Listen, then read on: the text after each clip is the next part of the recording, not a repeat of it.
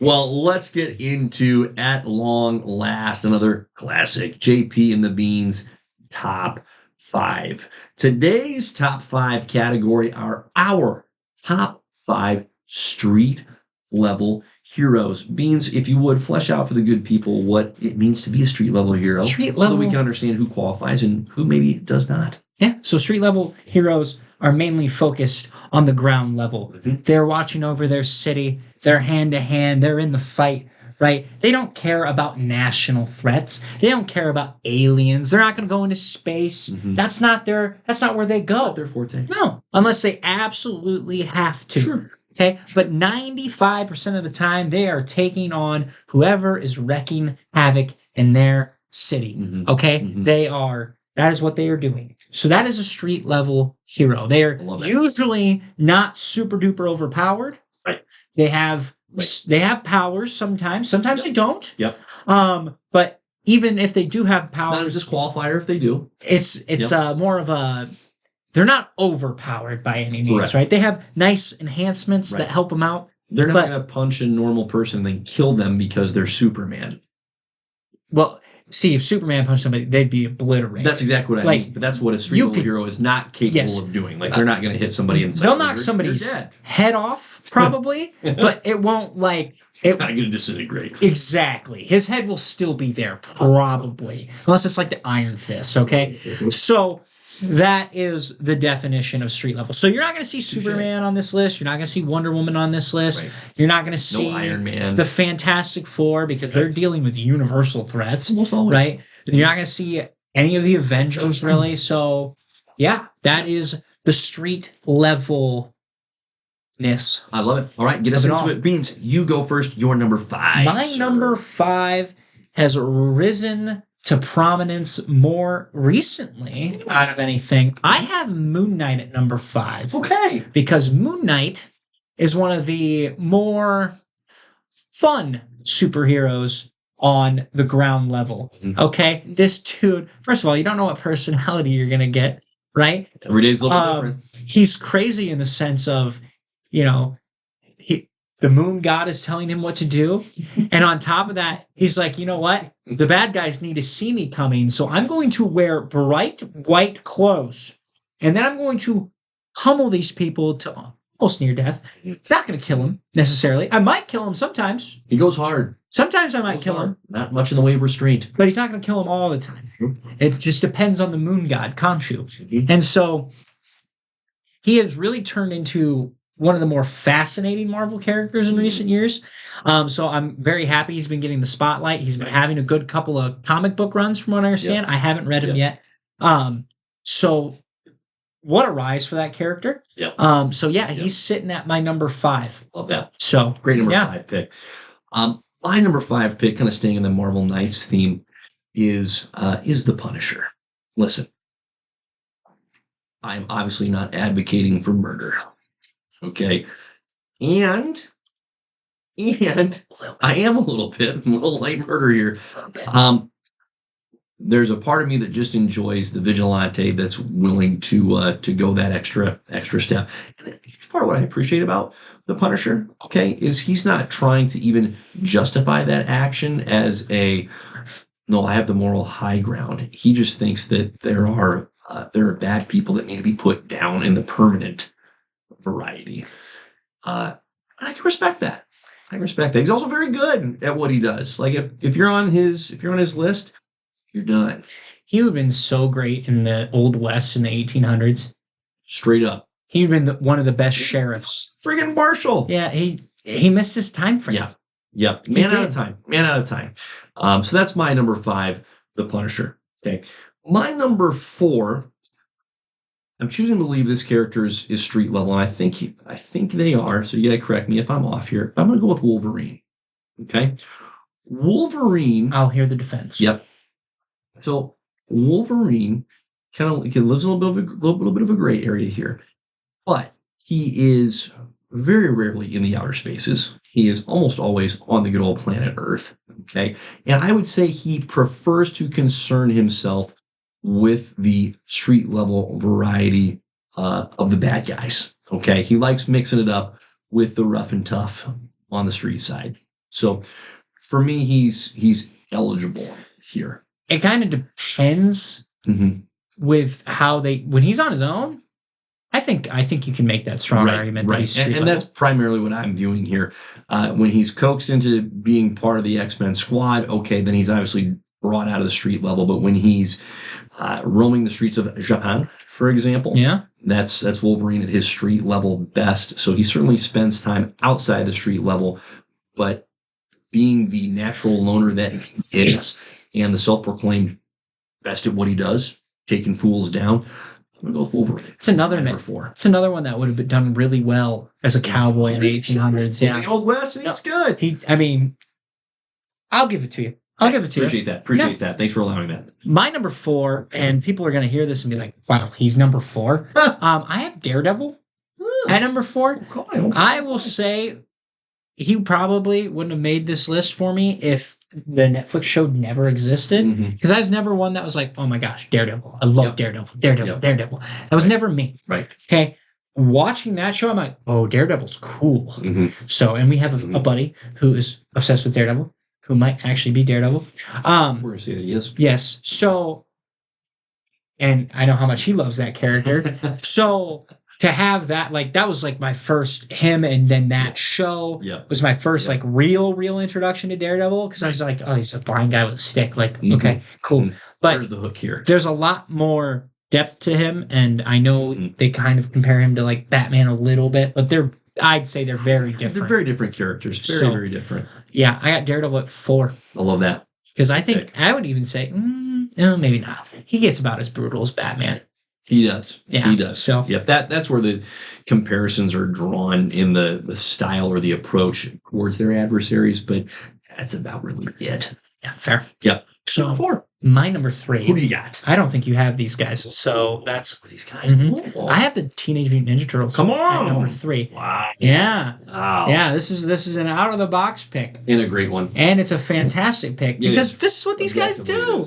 9 times now, don't get me wrong, they're fighting their galactic threats here and there, but even the aliens that come to Earth, they're not your Clark Kents. They're not your Martian aliens. They are street aliens. They are the Krangs that live in people's chests and somehow still doing ninjutsu stuff, right? I mean, at the core, they're still fighting ninjas left and right. Sometimes they're robots, sometimes they're aliens, sometimes they're other mutants, but at the core level, they are never fighting anybody that is going to blow up a planet with a look, right?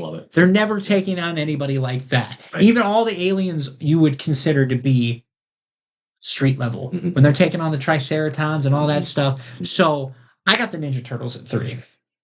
That is a great number 3 pick. And the jealousy that I feel at not having had anything in the creative on my list. I mean, kudos to you. Pretty proud of it. You win the top 5, sir. That's a W straight up to you. Okay. My number 3 is Spider-Man. Here's part of what I enjoy about Spider-Man, particularly in terms of him being a street level hero, is he has, and we've talked about this, like just the most exotic rogues gallery of, I think, any hero. Arguably the best. I think it is. And what's wildly entertaining is that even with the exotics of a Dr. Octopus or a Green Goblin or the Lizard, like, it stays at the street level. It stays in the city. And part of that is credit to Spider-Man for as much as his power set allows him the opportunity to go outside of the boundaries of New York City and tag up with the Avengers or with the Fantastic Four for a period. So the guy can hang in space. That's fine. But he is very intentional at bringing his focus to the street level, because that's where his heart is, and that's where the people are that he cares about the most. And that's rare for someone to be content and intentionally bring themselves back to the roots and say, hey, this is where I belong. This is where I can do the best. Yeah, he's very humble in that aspect. Humble. He could be that guy where he's like, I'm Spider-Man. I should be on the Avengers. I should be doing this. The amount of crap that guy goes through, I mean, you would think, like, you've paid your dues. I mean, look at the Tom Holland trilogy. Correct. That's kind of what he did. And then he realized, oh, no, that's not as good as I like by going back to the city. So, friendly neighborhood Spider-Man. Yeah, good way to be. So Maybe I love that. Well, my number 2 is our guy Daredevil. So all the reasons you laid out are fantastic. I think as I was reflecting, Daredevil, if you want to bring another Batman comparison into play, has had as good of a combination of multimedia content as just about any comics character. And what I mean by that is he's had tremendous comic runs that are still recent enough and relevant enough that a person can pick them up and enjoy the heck out of them. And the show, that's the best superhero show I've ever seen. And until it's topped, it's up there. It's still number 1. There's a reason it's being resuscitated and picked back up, because it never should have been allowed to die in the first place. We should be at season 9. Oh my goodness. If done right. Now, obviously, there's a little Daredevil movie hanging out there that wasn't super great, fantastic, wonderful. But listen, Batman also has the Batman and Robin movie, so suck it, Batman. Daredevil is my number 2. Who do you got? My number 2 and my number 1 are going to be obvious back to back. So my number 2 is Batman by a mile. Mm-hmm. We could talk about Batman all day long. We could. But it's Batman. It is. That's my explanation on that. I'm going to go straight into number 1. That's a good explanation. Do it. 1 is Spider-Man. This should be a no-brainer for me. For all the reasons you said. I mean, if you even think about it, like, he's fought aliens. Like, he fought Venom and Carnage. Right. And that's still... They're not blowing up planets. They're killing a lot of people. Don't get me wrong. Eating people. But he's still managing to handle that on a street level. Right. It's friendly neighborhood Spider-Man for a reason. The whole reason he hasn't joined the Avengers, he's like, well, if I go here, who's watching out for these people? Right. Who fills that gap? Right. And if the answer is nobody, then I'm not going. Or Frank Castle. Yes. Which isn't a really good answer. Right. No, it's there's a perfect... And I probably have talked about this before many times, but this just fits really well with the whole street level thing. There is a panel in comics where these villains are talking about all the street level heroes. Okay? And they're like, yeah, if you run into Spider-Man, laugh at his jokes a couple of times, he'll web you up, you're good to go, mostly safe. Okay? If you run into Luke Cage, he's gonna ridicule you, he's gonna beat you up a little bit, but you're gonna be good to go. You see Daredevil run, because he's going to beat the crap out of you, but at least you won't die. And then they said if you see a Punisher skull rolling around the corner, you better be hoping to God. Exactly. Because that'll be the last thing you'll see. Yes, exactly. You're going to die. That is the last thing you'll see before there's a bullet between your eyes. So, for that reason, Spider-Man still, even I think one of the best aspects about him being on that street level is it makes him very compassionate towards the people he's fighting against as well. Right. There's a great panel with him and Rhino where Rhino was trying to go on this path for good and he gets manipulated again and he's talking to him and he doesn't call him Rhino. He calls him by his actual first name, whatever that is. As like, hey, I'm sorry. Like I've lost people too. I know what it feels like to be going through what you're going through. And it's just like, damn. He can do that still after this guy's made all these mistakes. Like that's where the street level and the groundedness of that character comes into play because Iron Man's not going to relate to Rhino. He's not even going to try. He's going to put him behind bars and call it a day. Right? So Spider-Man's my number 1. I love it. Easy peasy. It's a worthy number 1. My number 1, of course, is Batman. Okay, good. You did put him on there. There's no doubt. I put him on there. I know there was part of me that was going, I should pick anybody but Batman. But listen, the reality is it's Batman. Batman is at his best without question when he's at the street level. And by best, I don't just mean most effective, but he's at his most compelling. Yeah, I'd agree. Like he is built for the street. And so when he's drawn out into the Justice League realm and the Justice League is going, planet hopping, there's a way for it to work, but I would never say that I've read a Justice League comic where I've said, this is Batman at his best. Batman at his best is the detective at the ground level and trying to create change on the ground level, not at the universal or multiversal level. Well, it's almost comedy with Batman when he's going off of the Justice League because you've got like Green Lantern orbiting him around or Wonder Woman's holding on to him by the Truly. arm. Like, it's Truly. like, which okay. one of these doesn't belong? I This love guy. Batman. It's this guy. But it's a little ridiculous that he's there. Yeah. So Yeah. especially when you got all these other super powered individuals. Don't get me wrong, it's Batman. Batman's badass. I'm not shitting on Batman. Right. But like at the same time, like You can't. let him go after the serial killers that are actually like Yeah. killing a lot of people at home. Right. Like, Where let's let somebody else shine. let Superman take care of your There's no zombies. doubt. Like Jeez, there is absolutely no doubt. And of course, there is just an absolute abundance of phenomenal Batman movies, shows, comics to enjoy. And I have enjoyed almost all of those. That's my Batman that's my- is the essential street level Yep. hero by far. No question. I am reading through a Superman comic right now where, let's see, what's the title? It's Superman the World Saga. Oh yeah. And Superman, long story short here, partners up with the Authority. One of the Authority's members is Midnighter, whose aesthetic is very similar to Batman.